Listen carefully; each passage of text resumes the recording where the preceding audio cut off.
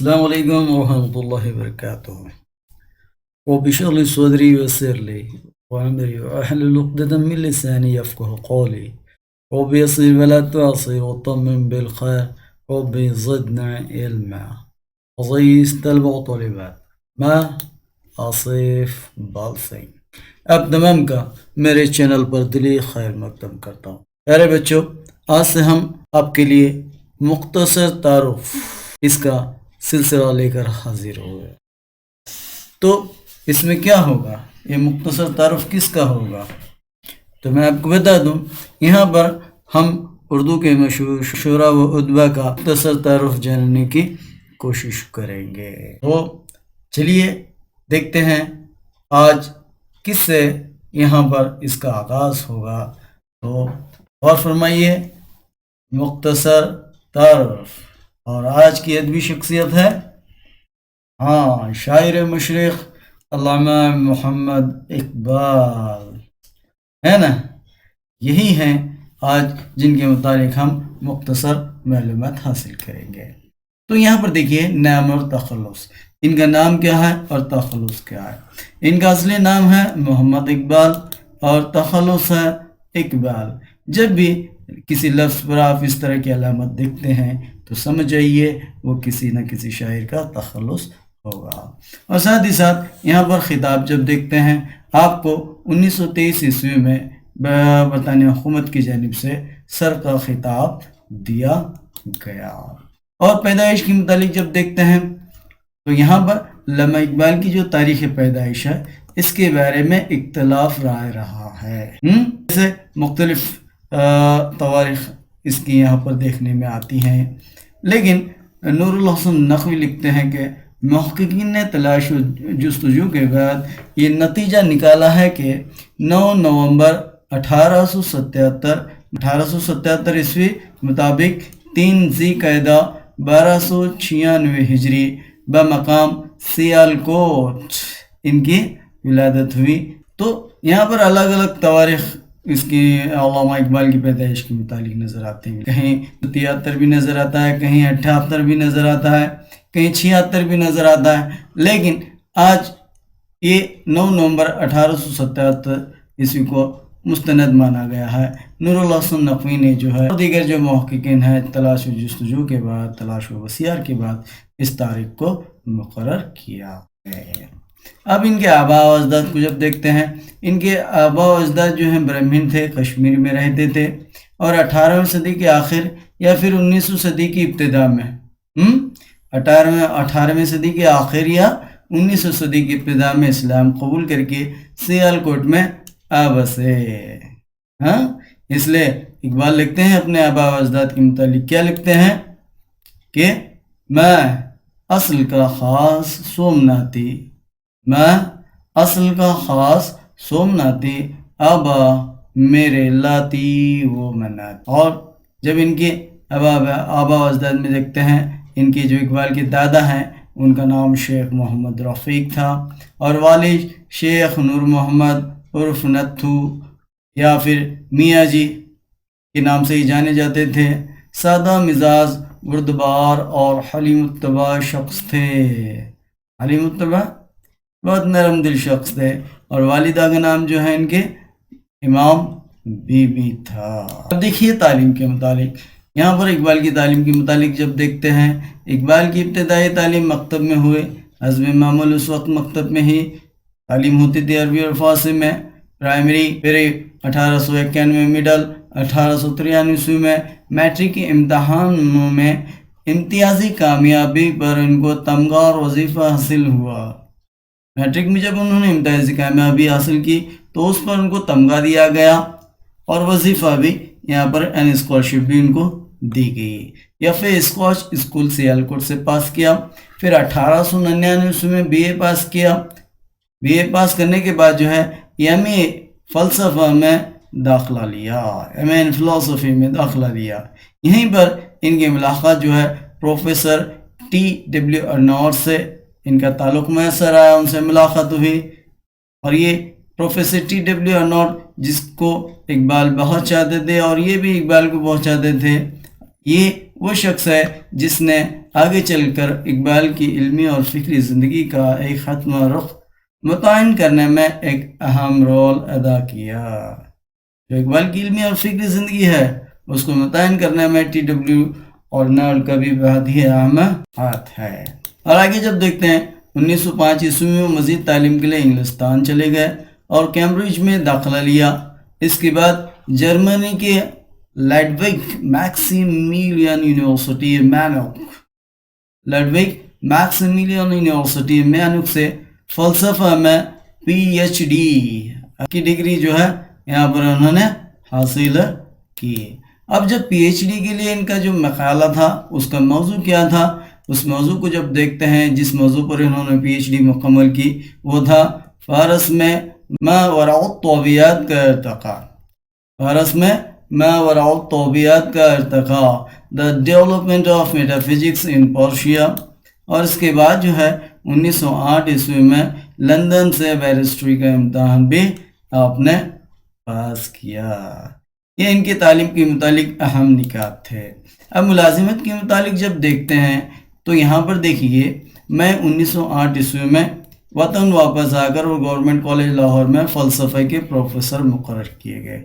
جیسے ہم دیکھتے ہیں 1908 عیسوی میں آپ نے اپنی اعلیٰ تعلیم مکمل کی، لندن سے واپس آئے، واپس آ کر جو ہے اپنے وطن میں گورنمنٹ کالج لاہور میں جو ہے فلسفہ کے پروفیسر مقرر کیے گئے اور ساتھ ہی ساتھ وکالت بھی کرتے تھے، لیکن بعد از ان کی اتنی مصروفیات بڑھ گئیں کہ وہ کالج کی ملازمت ترک کر دیے اور وکالت کو ہی اپنا پیشہ بنا لیا۔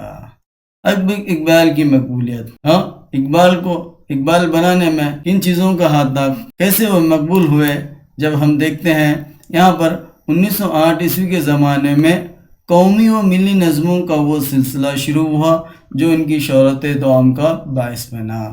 جب وہ لندن سے یورپ سے واپس آئے، واپس آنے کے بعد جو ہے انہوں نے قومی و ملی نظموں کا ایک ایسا سلسلہ شروع کر دیا جو ان کی شہرت دوام کا باعث بنا، جو ان کی مقبولیت کا باعث بنا۔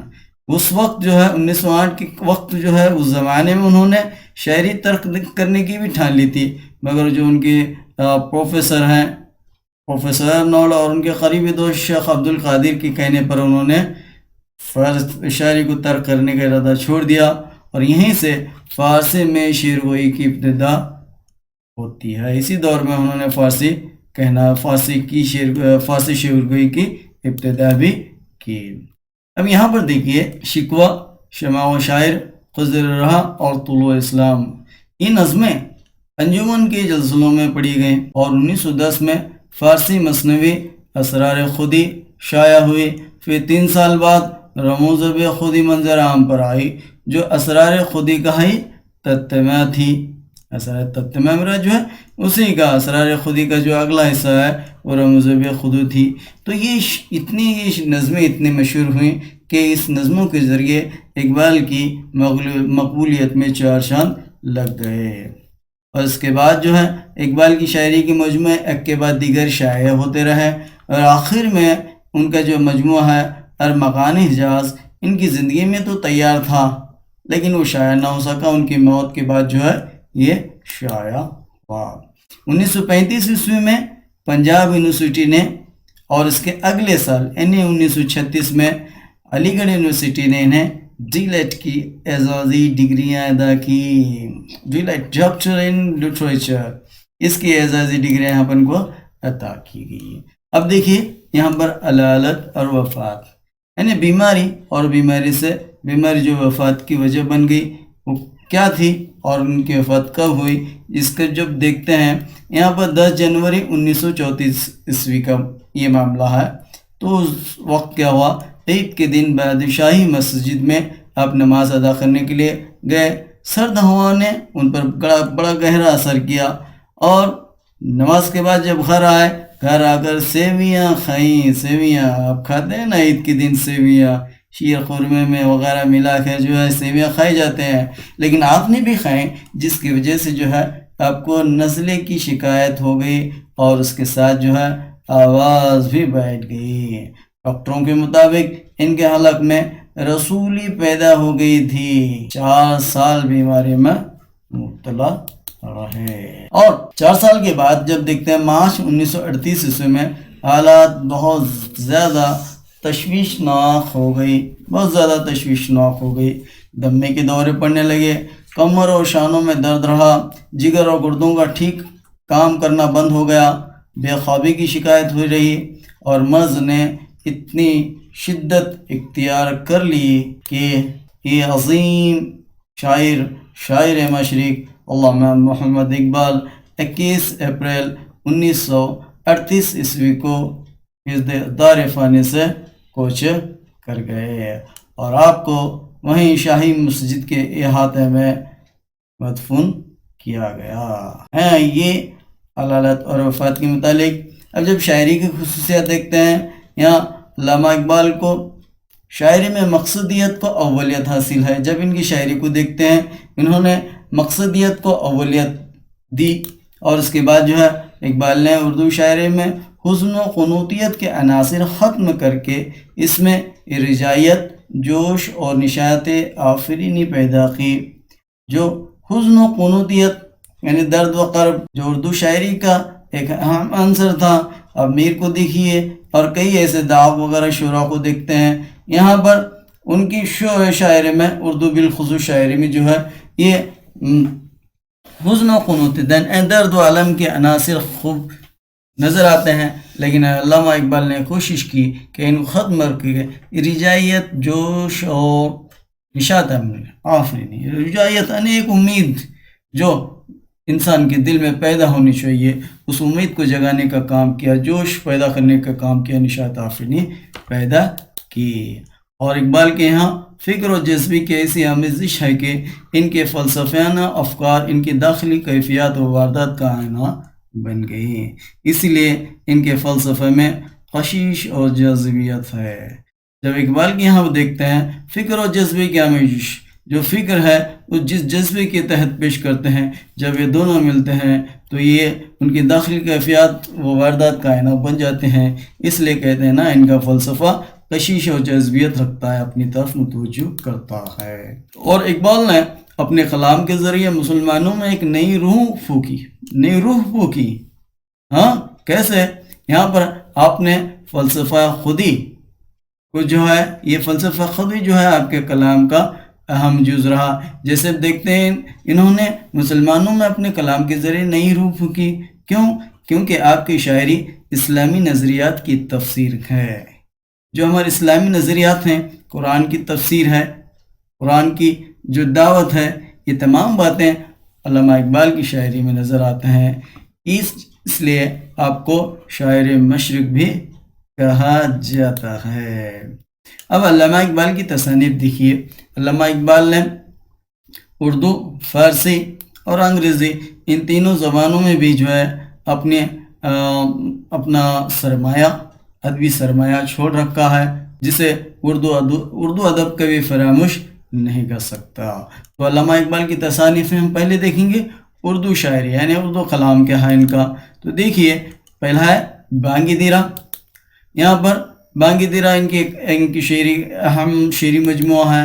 اس کے بعد جو ہے بیال جبریل ہے، یہ بھی ان کا اہم شعری مجموعہ ہے اردو کا۔ اور تیسرا جو شعری مجموعہ ہے وہ ضرب قلیم ہے۔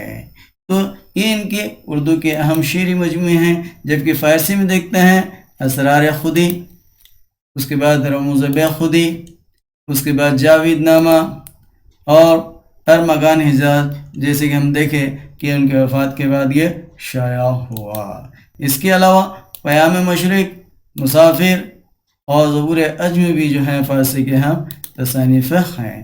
جب انگریزی تصانیف کو دیکھتے ہیں، یہاں پر انگریزی تصانیف میں فارس میں ما وراء الطبیعت کا ارتقاء، جو ان کی پی ایچ ڈی کے مقالے کا موضوع تھا، یہ ہے، یعنی the development of metaphysics in Persia. اس کے علاوہ جو ہے اسلام میں مذہبی افکار کی تعمیر نو، یہ ان کی دوسری تصنیف ہے، دا ریکنسٹرکشنز آف ریلیجیس تھاٹ ان اسلام۔ یہ ان کے انگریزی کے اہم تصنیف ہیں۔ اس کے علاوہ جو ان کا کلیات ملتا ہے وہ ہے کلیات اقبال۔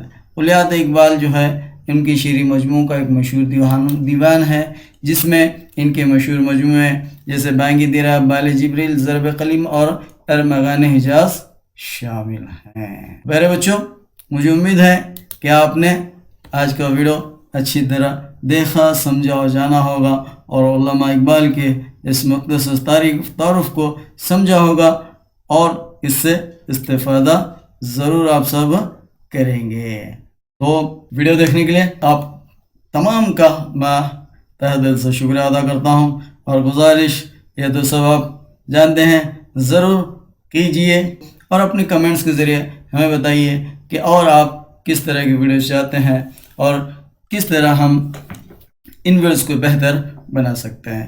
تو پھر اگلی ویڈیو میں ملاقات ہوگی، تب تک اس ناچیز کو اجازت دیجیے۔ السلام علیکم۔